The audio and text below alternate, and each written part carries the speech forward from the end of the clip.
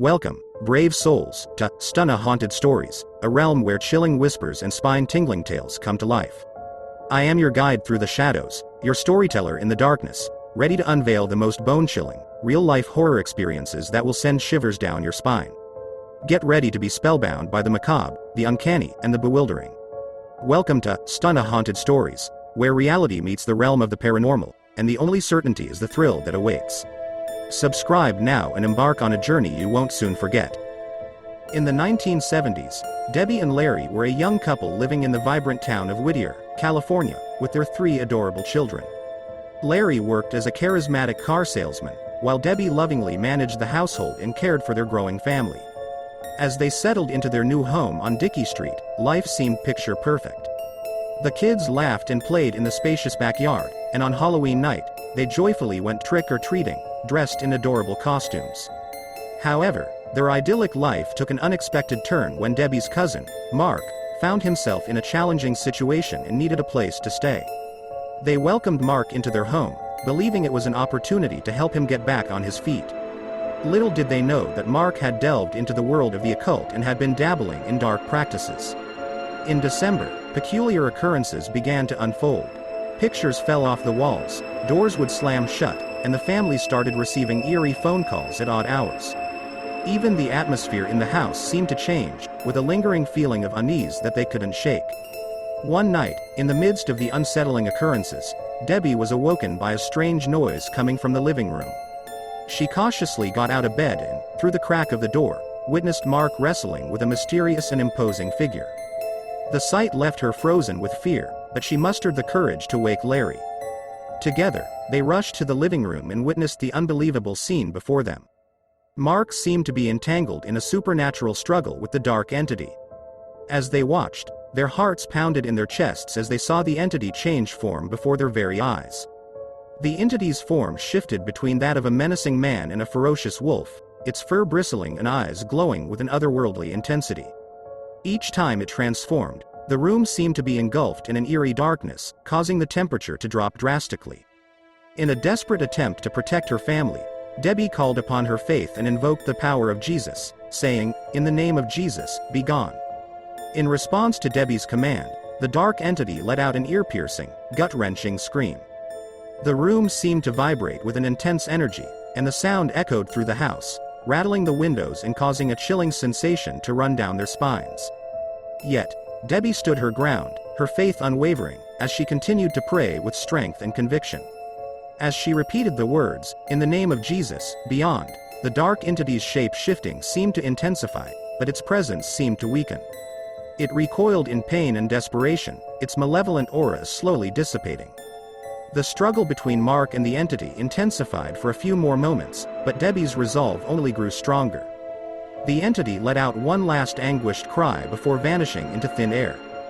The living room fell silent, except for the sound of Mark's heavy breathing, now free from the grip of the malevolent force. With the room now clear of the dark presence, Debbie and Larry looked at each other, relief and awe in their eyes.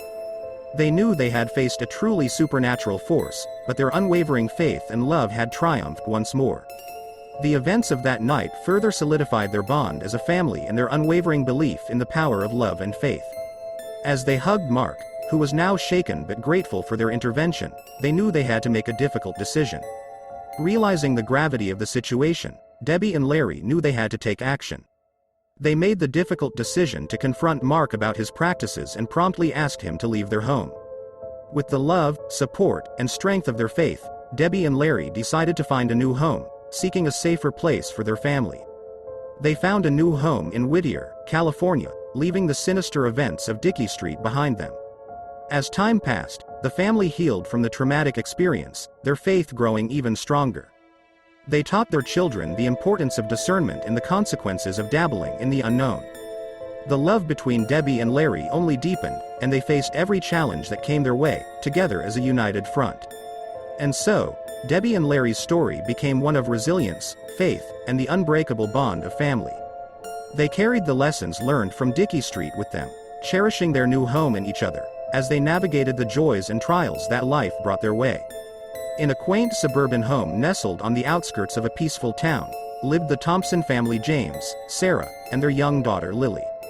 They had just moved into the charming house, drawn to its classic design and serene surroundings. But little did they know, a chilling secret lay hidden within its walls. Lily, a curious and imaginative child, was immediately captivated by the walk-in closet in her bedroom. The closet was spacious, with rows of shelves and a tiny window that filtered in dappled sunlight during the day. Lily found comfort in this cozy space, spending hours arranging her toys, playing make-believe, and creating her own magical worlds. However, Lily's parents began to notice something odd. At night, they would often hear faint giggles and the soft patter of footsteps coming from Lily's closet. Assuming it was simply her active imagination, they paid little heed to it. But as the days turned into weeks, the noises grew more distinct, and the giggles began to carry an eerie undertone. One evening, as James tucked Lily into bed, she looked up at him with wide eyes and whispered, "Daddy, there's a boy in my closet. He likes to play with me." James chuckled softly, attributing her statement to a vivid dream. Yet, a shiver ran down his spine as he caught a glimpse of the closet door slightly ajar, revealing only darkness within. As time went on, the Thompsons' unease deepened. Lily's behavior grew increasingly erratic, her once playful demeanor replaced by quiet conversations with an unseen presence. She insisted that the boy in the closet was friendly, but her stories became more unsettling with each passing day. One night, James decided to investigate.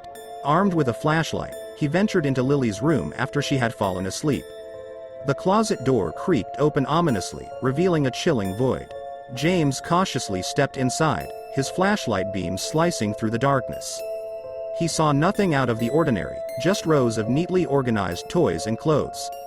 But then, a faint, eerie giggle echoed around him, seeming to come from all directions. The flashlight flickered, and James felt a sudden drop in temperature. A pair of glowing, childlike eyes materialized in the shadows, staring at him from the corner of the closet. Frozen in fear, James watched as the eyes blinked and a small figure emerged, a ghostly boy, pale and translucent. The boy's voice was a whisper that danced on the edge of James's consciousness. "Play with me," the ghost child implored, his tone both inviting and chilling. James stumbled backward, crashing into a stack of boxes. He fumbled for the closet door, heart racing. Slamming it shut, he leaned against it, gasping for air. His mind raced, trying to comprehend the supernatural encounter he had just witnessed. The following day, James and Sarah reached out to a paranormal investigator. The investigator conducted a thorough examination of Lily's room and closet, revealing that the house had a history of strange occurrences. It turned out that the ghostly child was the spirit of a boy who had tragically died in the house decades ago. He had been drawn to Lily's closet, finding solace in her presence. With the investigator's guidance, a ritual was performed to help the child's spirit move on. As the ritual concluded, a sense of peace settled over the house, and the eerie giggles and footsteps faded into the past. Lily, unaware of the ghost's departure, continued to play in her closet, her innocence intact once more. And so, dear readers, remember the haunting tale of Lily's closet, a story that serves as a reminder that even the most ordinary spaces can hold extraordinary secrets. For within the shadows, a spectral presence might linger, yearning for connection and understanding, waiting for someone to unveil the truth that lies hidden in the darkness. Once upon a moonless night, in the quiet town of Hollowbrook, whispers of a sinister presence began to circulate among the locals. No one knew where he came from or what his intentions were, but they could all agree on one thing: those eyes. Glowing like two brilliant emeralds, the man's eyes seemed to pierce through the very souls of anyone who dared to meet his gaze. Legend had it that the man appeared only when the clock struck midnight, and his sinister aura cloaked the town in an eerie silence. One fateful evening, young Sarah, a curious and adventurous spirit, decided to investigate the unsettling rumors. Armed with a flashlight and a heart full of bravado, she ventured into the heart of the town, determined to uncover the truth. As the clock tower chimed 12, Sarah found herself standing in front of the old, abandoned Hollowbrook mansion, a decrepit structure that had long been the subject of local ghost stories. The wind whispered through the trees, casting eerie shadows that danced on the walls of the mansion. Suddenly, a rustling sound echoed from the darkness, and Sarah's heart raced as she turned her flashlight toward the source. There he stood, the man with the emerald eyes, his sharp features illuminated by the pale beam of her flashlight. His suit tie perfectly contrasted with the surrounding decay, and his eyes seemed to emit an otherworldly glow. Frozen in fear, Sarah watched as the man slowly approached her. His lips curled into a chilling smile, revealing gleaming teeth that seemed almost unnaturally sharp. Without uttering a word, he extended his hand toward her, beckoning her to follow. Torn between terror and an insatiable curiosity, Sarah hesitated for a moment before finally giving in to the man's silent invitation. She felt herself being led through the mansion's decrepit corridors, her footsteps echoing in the silence. Each room held a new horror, a glimpse into the man's mysterious past. Haunting portraits lined the walls, portraits of people who had vanished without a trace, their eyes replaced by the same mesmerizing emerald hue. Sarah's heart pounded as she realized that she had stepped into a nightmare beyond her imagination. As dawn approached, the man with the green eyes led Sarah back to the mansion's entrance. With a final, enigmatic smile, he vanished into thin air, leaving her alone in the early morning mist. Sarah stumbled back into the town, her mind reeling from the unearthly encounter. From that day on, Sarah's once adventurous spirit was forever changed. The man's emerald eyes continued to haunt her dreams, a constant reminder of the darkness that lurked just beyond the veil of reality. And so, the legend of the man with the green eyes and a suit tie grew, a tale whispered among the townspeople as a chilling reminder of the mysteries that could never be unraveled.